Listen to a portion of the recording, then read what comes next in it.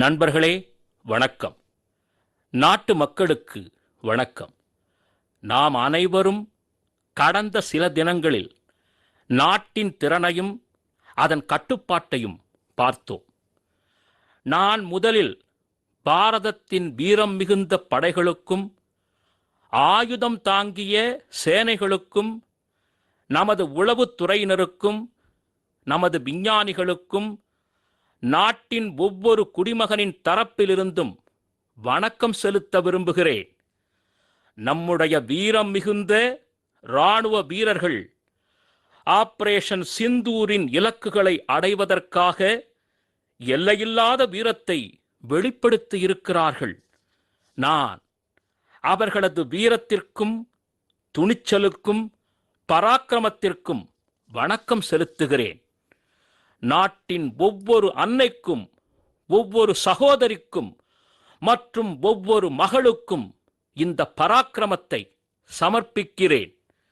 நண்பர்களே, ஏப்ரல் 22 பஹல்காமில் தீவிரவாதிகள் காட்டிய அந்த காட்டுமிராண்டித்தனம் நம் நாட்டையும் உலகையும் அதிர்ச்சி அடைய வைத்தது. விடுமுறை காலத்தை கழிக்க வந்த குற்றமற்ற அப்பாவி குடிமகன்களை அவர்களது மதம் என்ன என்று கேட்டு அவர்களது குடும்பத்திற்கு முன்னே அவர்களது குழந்தைகளுக்கு முன்னே இரக்கமில்லாமல் கொன்றனர். இது தீவிரவாதத்தின் மிகவும் தூரம் மிகுந்தது. இந்த நாட்டின் சமநோக்கினை உடைப்பதற்கு முயற்சி செய்யப்பட்டது. எனக்கு தனிப்பட்ட முறையில் இது மிகுந்த வேதனையை தந்தது. இந்த தீவிரவாத தாக்குதலுக்கு பிறகு முழு நாடும், ஒவ்வொரு குடிமகனும், ஒவ்வொரு சமூகமும், ஒவ்வொரு வர்க்கமும், ஒவ்வொரு அரசியல் கட்சியும் ஒரே குரலில் தீவிரவாதத்திற்கு எதிராக கடுமையான பதில் நடவடிக்கை எடுக்க அறிவுறுத்தின. நாங்கள் தீவிரவாதிகளை மண்ணோடு மண்ணாக்க இந்திய படைகளுக்கு முழு அனுமதி கொடுத்தோம். இன்று ஒவ்வொரு தீவிரவாதியும் தீவிரவாதத்தினால் ஏற்படும் தொல்லையை புரிந்து கொண்டிருக்கிறார்கள். அதாவது நமது சகோதரிகள், மகள்கள் நெற்றியில் உள்ள குங்குமத்தை அழிப்பதற்கான அந்த செயலின் பிரதிபலன் என்னவாக இருக்கும் என்று அவர்கள் புரிந்து கொண்டிருப்பார்கள். நண்பர்களே, ஆபரேஷன் சிந்தூர் ஒரு பெயர் மட்டுமல்ல, இந்த நாட்டின் கோடி கோடி மக்களின் எண்ணங்களின் ஒரு பிரதிபலிப்பு.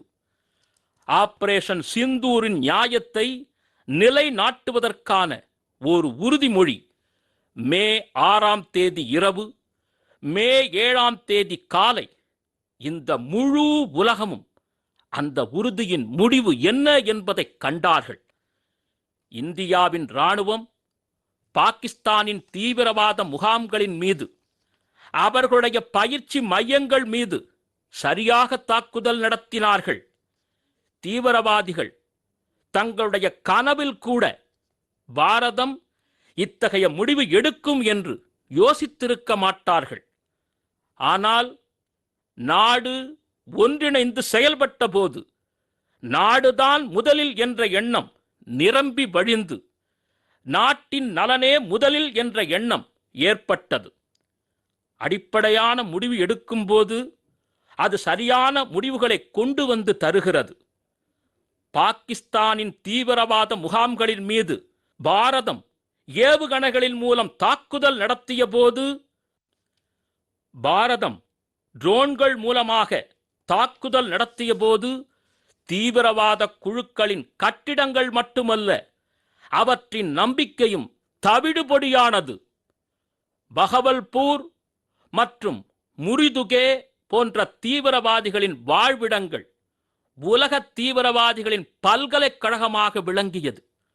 உலகில் மிகப்பெரிய தீவிரவாத தாக்குதல் எங்கேயாவது நடந்தால் செப்டம்பர் 11 அமெரிக்காவில் நடந்த தாக்குதலாக இருக்கட்டும், லண்டன் பாதாள ரயில் தாக்குதலாக இருக்கட்டும், அல்லது பாரதத்தில் பல ஆண்டுகளாக நடந்த பெரிய பெரிய தீவிரவாத தாக்குதலாக இருக்கட்டும், இவற்றின் தொடர்பு எப்படியாவது இந்த தீவிரவாத முகாம்களோடு இணைந்திருந்தது. தீவிரவாதிகள் நமது சகோதரிகளின் நெற்றி குங்குமத்தை அழித்தனர். இதனால் பாரதம் தீவிரவாதத்தின் தலைமை பீடத்தை இப்போது அழித்திருக்கிறது. பாரதத்தின் இந்த தாக்குதல்களில் 100க்கும் அதிகமான கொடுமையான தீவிரவாதிகள் இறந்திருக்கிறார்கள்.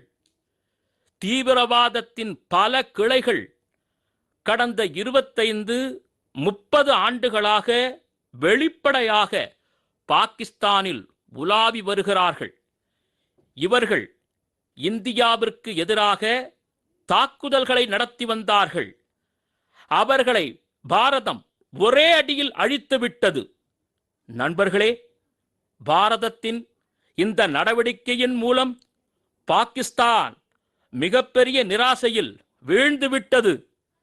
தோல்வி மனப்பான்மையில் வீழ்ந்துவிட்டது. நிலை குலைந்து போய்விட்டது. இந்த நிலை குலைவின் காரணமாக பாகிஸ்தான் மற்றும் ஒரு அசட்டுத்தனமான நடவடிக்கை எடுத்தது. தீவிரவாதத்தின் மீது பாரதத்தின் நடவடிக்கைகளுக்கு துணை போவதை விட்டுவிட்டு பாகிஸ்தான் பாரதத்தின் மீது தாக்குதல் நடத்தியது. பாகிஸ்தான் நமது பள்ளிகள், கல்லூரிகள், குருத்வாராக்கள், கோவில்கள், சாமானிய குடிமக்களின் வீடுகளை குறியாக கொண்டு தாக்குதலை நடத்தியது. பாகிஸ்தான் நம்முடைய இராணுவ முகாம்களை குறிவைத்து தாக்குதல் நடத்தியது. ஆனால் இதில் கூட பாகிஸ்தானின் முகத்திரை கிழிக்கப்பட்டது. பாகிஸ்தானின் ட்ரோன்கள், ஏவுகணைகள் ஆகியவை பாரதத்தின் முன்னே செயல் இழந்து போனதை உலகம் கண்டது. இந்தியாவின் பலம் வாய்ந்த பாதுகாப்பு கட்டுமானங்கள் அவற்றை வானிலேயே தடுத்து அழித்தன. பாகிஸ்தான் எல்லை பகுதியில் தாக்குதல் நடத்த தயாராக இருந்தது. ஆனால் பாரதம் பாகிஸ்தானின் மையப்பகுதியில் தாக்குதல் நடத்தியது. பாரதத்தின் ட்ரோன்கள், ஏவுகணைகள் சரியாக தாக்குதலை நடத்தின. பாகிஸ்தானின் விமானப்படையின் ஏர்பஸ் விமானங்களுக்கு சேதம் ஏற்படுத்தினோம். இந்த விமானங்கள் மீது பாகிஸ்தானுக்கு மிகுந்த கர்வம் இருந்தது. பாரதம் முதல் 3 நாட்களில் பாகிஸ்தானில் ஏற்படுத்திய அழிவுகள் எப்படிப்பட்டவை என்பது இதுவரை யாருக்கும் தெரியாது. எனவே பாரதத்தின் தாக்குதல் செயல்பாடுகளுக்கு பிறகு பாகிஸ்தான் தப்பிப்பதற்கான வழிமுறைகளை தேடத் துவங்கியது. பாகிஸ்தான் உலகம் முழுவதிலும் இந்த தாக்குதலை குறைப்பதற்கான வழிமுறைகளை மேலும் முற்றிலுமாகிய அடி வாங்கிய பின்னர் மே 10ஆம் தேதி மதியத்திற்கு மேல் ஒரு கட்டாயத்தின் காரணமாக பாகிஸ்தான் இராணுவ தளபதி நம்முடைய இராணுவ தளபதியோடு தொடர்பு கொண்டார். அதுவரை நாம் தீவிரவாத கட்டமைப்புகளை மிகப்பெரிய அளவில் அழித்துவிட்டோம். தீவிரவாதிகளை சாவின் எல்லைக்கு கொண்டு சென்றோம். பாகிஸ்தான் தன் நெஞ்சத்தில் மறைத்து வைத்திருந்த தீவிரவாத முகாம்களை நாம் அழித்துவிட்டோம். இதனால் பாகிஸ்தானிலிருந்து பெரிய அழுகுரல் கேட்கத் தொடங்கியது.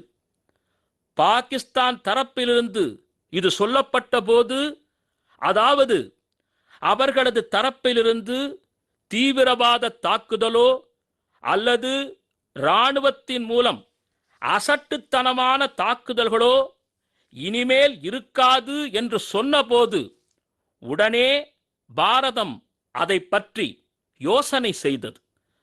நான் மீண்டும் சொல்லுகிறேன், பாகிஸ்தானின் தீவிரவாத இராணுவ முகாம்கள் மீது எங்களுடைய பதிலடி நடவடிக்கைகள் இப்போது சிறிது காலத்திற்கு நிறுத்தப்பட்டிருக்கிறது. வருகிற நாட்களில் பாகிஸ்தானின் ஒவ்வொரு நடவடிக்கையையும் நாங்கள் தீவிரமாக கண்காணிப்போம். அது எந்த மாதிரியான வழிமுறைகளை பின்பற்றுகிறது என்பதை பார்ப்போம். நண்பர்களே, பாரதத்தின் 3 படைகளும் நம்முடைய விமானப்படை, நம்முடைய தரைப்படை, கடற்படை, நம்முடைய எல்லை பாதுகாப்பு படை, பாரதத்தின் துணை இராணுவப்படை அனைத்தும் எப்போதும் தயார் நிலையில் இருக்கின்றன. சர்ஜிக்கல் ஸ்ட்ரைக் மற்றும் வான்வழி தாக்குதலுக்கு பிறகு இப்போது ஆபரேஷன் சிந்தூர் பாரதத்தின் வழிமுறையாகிவிட்டது. ஆபரேஷன் சிந்தூர் தீவிரவாதத்திற்கு எதிராக ஒரு புதிய கோட்டை கிழித்துள்ளது. ஒரு புதிய அளவுகோல், ஒரு புதிய தர கட்டுப்பாடு உருவாகி இருக்கிறது. முதலில் பாரதத்தின் மீது தீவிரவாத தாக்குதல் நடந்தால் அதற்கு சரியான பதிலடி கொடுக்கப்படும். நாங்கள் எங்களுடைய வழிமுறையில், எங்களுடைய விதிமுறைகளுக்கு ஏற்ப பதிலடியை தருவோம். தீவிரவாதத்தின் வேர்கள் எங்கெல்லாம் இருக்கின்றனவோ அங்கெல்லாம் சென்று கடுமையான நடவடிக்கை எடுப்போம். இரண்டாவதாக, பாரதம் அணு ஆயுத தாக்குதல் என்ற மிரட்டலையெல்லாம் பொறுத்து கொள்ளாது.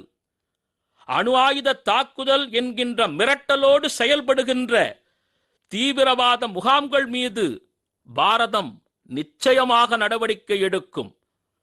மூன்றாவதாக, தீவிரவாதத்தை ஆதரிக்கும் நாடு மற்றும் தீவிரவாத குழுக்கள் இவற்றை நாங்கள் வேறுபடுத்தி பார்க்கவில்லை.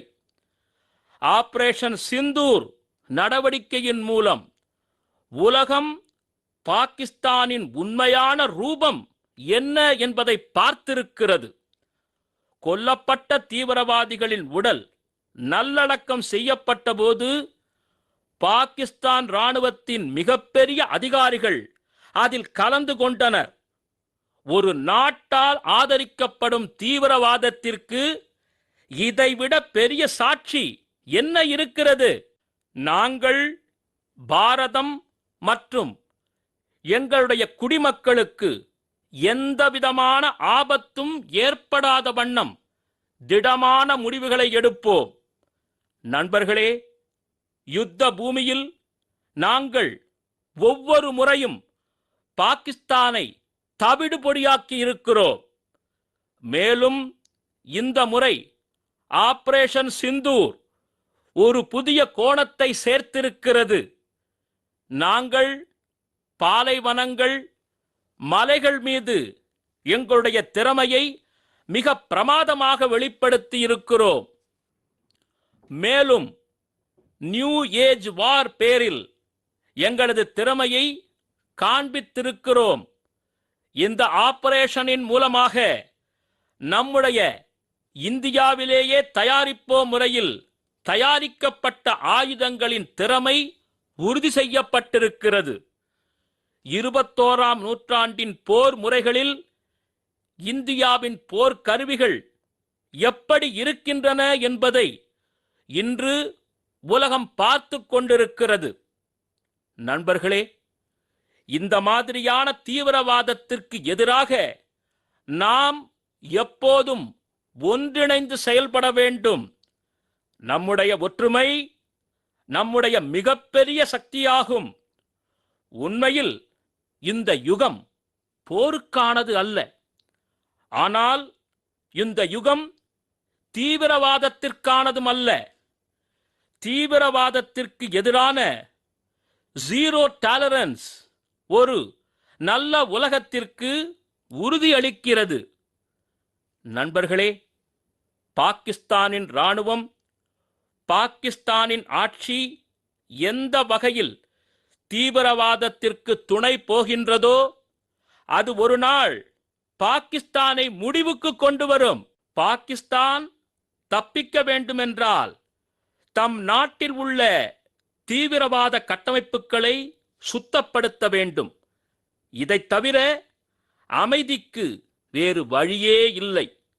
பாரதத்தின் நிலைப்பாடு மிகவும் தெளிவானது. தீவிரவாதமும் அமைதி பேச்சுவார்த்தையும் ஒருங்கே செல்லவியலாது. தீவிரவாதமும் வாணிகமும் ஒருங்கே செல்லவியலாது.